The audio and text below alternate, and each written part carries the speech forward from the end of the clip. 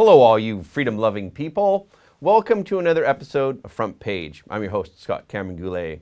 As protests against pandemic restrictions continue in Canada, the scale of victory is clearly beginning to tip in favor of the truckers. The performance of mainstream media shows that they have become a sounding board for the government. Rather than reporting the facts independently and impartially, this is a result of the spread of communist ideology in the West.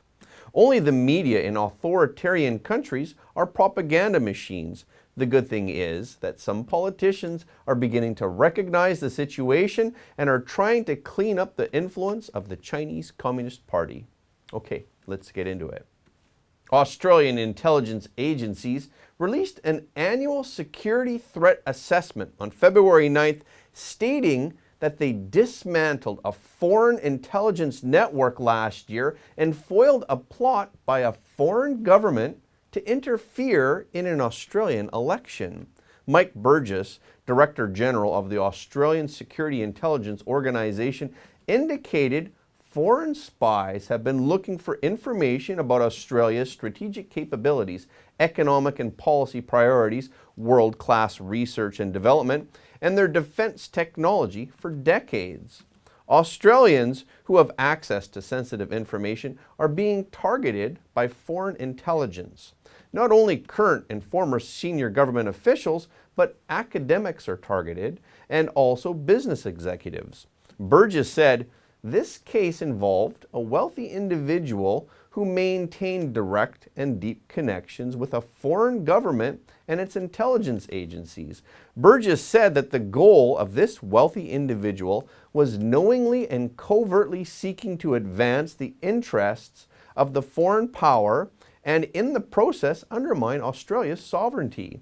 He accused the wealthy individual of using an offshore bank account that provided hundreds of thousands of dollars in operating expenses to find puppet candidates who were politically agreeable and who were likely to be influenced by inducement and cultivation through intermediaries.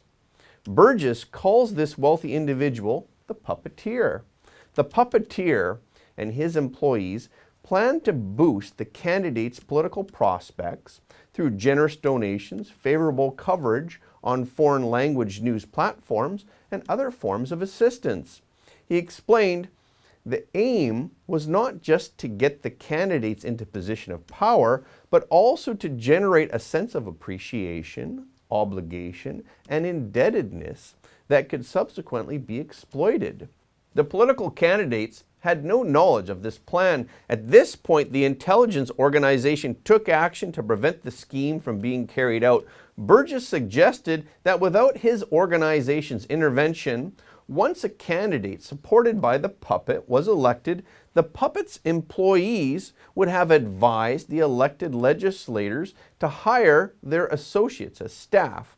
These individuals are also agents or proxies of foreign governments, and they will attempt to influence members of parliament.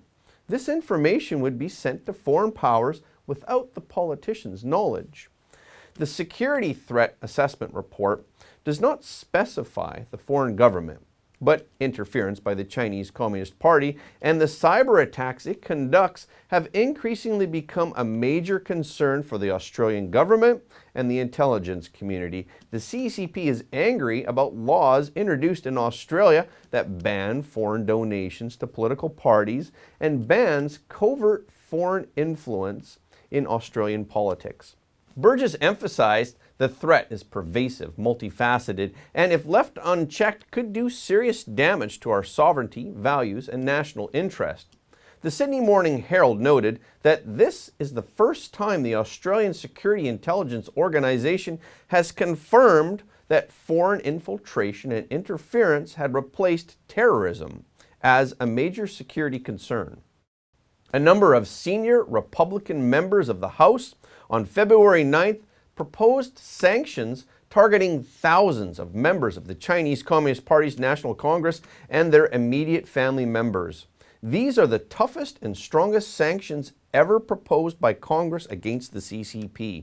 The CCP National Congress is the top policy-making body in China. The bill which is the Sanctioning Tyrannical and Oppressive People Within the Chinese Communist Party Act, or the Stop CCP Act, is sponsored by Michigan Representative Lisa McLean. The sanctions include all members of the Communist Party's National Congress, some 2,000 members. The bill would ban them and their families from entering the United States as well as owning property in the United States. It ensures that these party members could not use their families to circumvent sanctions. The bill would also stipulate that U.S. companies operating in China cannot conduct any transactions or business with sanctioned individuals. Representative Joe Wilson said, "If we're going to fight back against the CCP, which has taken advantage of us and oppressed the great Chinese people for decades, we must be bold." McLean said in a statement, "The CCP is one of the greatest threats to the safety and security of the United States and the world." The proposal to sanction CCP leaders is a way to show the CCP and the world that we are tired and disgusted by their aggressive bullying tactics. Representative Jim Banks said, "This collection of individuals are some of the world's worst human rights offenders and leaders in an authoritarian, evil regime. We not only have a national security obligation, but a moral obligation to block them from carrying out their corrupt agenda here on our shores."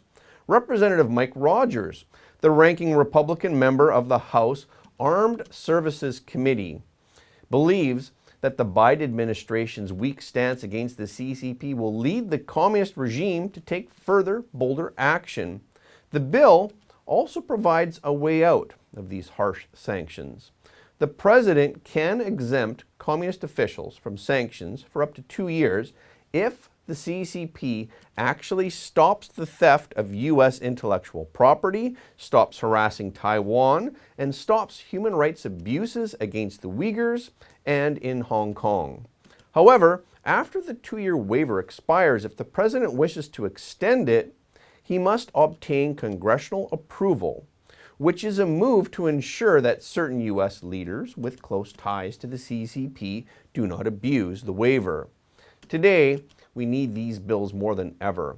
It is no secret that the CCP has infiltrated everywhere, pushing to control the world. We published a video on our membership site discussing the close relationship between the International Olympic Committee, the IOC, and the CCP. I want to show you the trailer. Amid international condemnation of human rights abuses by the CCP, members of the International Olympic Committee, the IOC, have continued to claim sport is sport, politics is politics, in order to stand up for Beijing. IOC President Thomas Bach has stated that the relationship between the Chinese Communist Party and the IOC is a mutually beneficial partnership. It not only helps the development of Chinese sports, but also provides a solid foundation for the Olympic movement to move forward. Is that the real situation? Perhaps it is only the members of the Olympic Committee and their associated families who benefit from the partnership. We'll go into more details on our membership site, frontpageshow.com. I hope to see you there. Okay, let's get back into it. The Ontario government has successfully petitioned a court to freeze access to over $8 million donated through Give, Send, Go to the truckers' convoy. A spokeswoman for Premier Doug Ford announced that the Ontario Superior Court of Justice ordered that all donations made through the Freedom Convoy 2022 and Adopt a Trucker campaigns be frozen until further notice. The order is binding on any and all parties with possession or control over these donations. Give, Send, Go's response on Twitter reads, "Know this, Canada has absolutely zero jurisdiction over how we manage our funds here at Give, Send, Go. All funds for every campaign on Give, Send, Go flow directly to the recipients of those campaigns, not least of which is the Freedom Convoy campaign." The Canadian government has been creating obstacles for the truckers. On February 6, Ottawa police deployed hundreds of masked riot police to seize fuel and other items from the protesters. It was an attempt to make the protesters retreat from an unbearable cold. But on February 8th, a court ruled that the police had to return items belonging to the drivers, and the police had to return fuel drums filled with fuel. On the same day, Ottawa City Manager Steve Canalico said at a press conference after a special City Council meeting that all towing companies under contract with the City of Ottawa refused to tow the Freedom Convoy-related vehicles from downtown. On February 9th, police once again mobilized a large team to remove the firewood from the protesters, but the truckers are apparently more determined than they expected, and their appeal is widely supported by the public. Ottawa Mayor Jim Watson told reporters on Thursday he did not see any immediate end to the protests and had no plans to directly intervene. After blocking the largest crossing between the United States and Canada in Windsor and Detroit, the truckers blocked a border crossing in Manitoba on Thursday. Prior protests had already hampered traffic between Alberta and Montana. Canadian Prime Minister Justin Trudeau's stigmatizing and divisive approach handling the protests has drawn criticism from both the left and the right parties. The Conservative Party condemned Trudeau for dismissing the protesters as racist and misogynist, and the left has also condemned Trudeau for not doing enough to stop the protests, other than stimulating protester anger. Leader of the New Democratic Party, Jagmeet Singh, has openly accused Trudeau of being absent in leading the country at a time of significant strife. He asked Trudeau to contact American officials to stem the flow of American money to the Canadian protesters. Yves-François Blanchet, the leader of the centre-left party, the Bloc Québécois, accused Trudeau of needlessly inciting division and anger. Blanchet asked, "Is it the Prime Minister who made the decision to divide and stigmatize for his own gain?"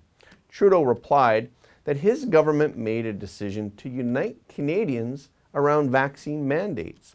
This sounds like he doesn't plan to unite anyone who does not agree with these mandates. However, even some of his own party members did not approve of his handling of the truckers' protests. Quebec MP Joel Lightbound said that he spoke for many in his party who believe it's time to end the nasty fight between the Prime Minister and the truckers. Lightbound said that the government's hard line on the vaccine mandate for cross-border truckers is not based on science. He hopes his comments will push Prime Minister Justin Trudeau and his cabinet to adapt to the changing reality of the pandemic and of the world. Lightbound said, "It's becoming harder and harder to know when public health stops and where politics begins." He added, "It's time to stop dividing Canadians and pitting one part of the population against another." Toronto Liberal MP Nathaniel Erskine-Smith said he agrees with Lightbound that divisive rhetoric about getting vaccinated has to end. Thunder Bay Liberal MP Marcus Pawlowski said, "You have to be thinking about what can be done to ease people's lives." MP Rachel Thomas published an article titled, "Rights of Convoy Participants Deserve to be Respected." She criticized Trudeau's unwillingness to listen to people's voices. She wrote, "The Prime Minister would do well to listen. Canada is speaking." Thursday was Opposition Motion Day, with the Federal Conservative Party further supporting the demands of protesting truck drivers. Interim Conservative leader Candice Bergen proposed a motion in the House of Commons to call on Trudeau and his cabinet to drop all federal pandemic restrictions and to transition to a post-COVID society as quickly as possible. She said, "We should transition to a post-COVID society as quickly as possible because Omicron infections are on the decline and Canada is one of the most vaccinated countries." Meanwhile, the Conservative Party also called on protesting drivers to end the road blockade. Candice Bergen stated, "I want to speak directly to Canadians who are demonstrating here in Ottawa and across the country. Your protests began with truckers, and you have grown into an international phenomenon." She said that the country has heard their message. She asked, To all of you who are taking part in the protests, I believe the time has come to take down the barricades, stop the disruptive action, and come together. Bergen has previously met with protesting truck drivers in Ottawa and called on them to stop the protests, claiming she would use political means to solve the problem. The Conservatives will introduce a motion that would force the House to vote to pressure the Liberal government to come up with a plan to remove all federally imposed injunctions and restrictions by the end of the month. She said Chief Public Health Officer Dr. Theresa Tam and other provincial health officials have signaled that it is time to rethink Canada's approach to COVID-19. She said, "I know they have faith in science, and so should this Prime Minister. Science is not a prop. It can't be pulled out and then put away only when it serves the Prime Minister's political interest." With Omicron circulating worldwide, infectious disease experts have questioned the value of costly travel restrictions. Dr. Zain Chagla, an associate professor at McMaster University and an infectious disease physician, said, "Using testing as a stick to discourage travel is not appropriate." He added, "Right now, our processes introduce a burden without any meaningful benefit." I want to take a moment to thank you all for your support of Front Page. Your donation and your membership subscription help us to keep telling you the truth, and every like, comment, and share helps more people to see the truth. If you're new to the channel, please subscribe. And if you have already subscribed, please double check to make sure that you are still subscribed. We've heard from many of our viewers that they don't get notifications for our videos anymore. So please follow us on Telegram, Gab, and Getter for the latest updates. Okay, this is our show for today. Thank you for tuning in. If you like what you heard, please don't forget to like and subscribe this video and share it with your friends and family, because everybody deserves to know the truth. Again, thank you for watching Front Page, and we will see you next time.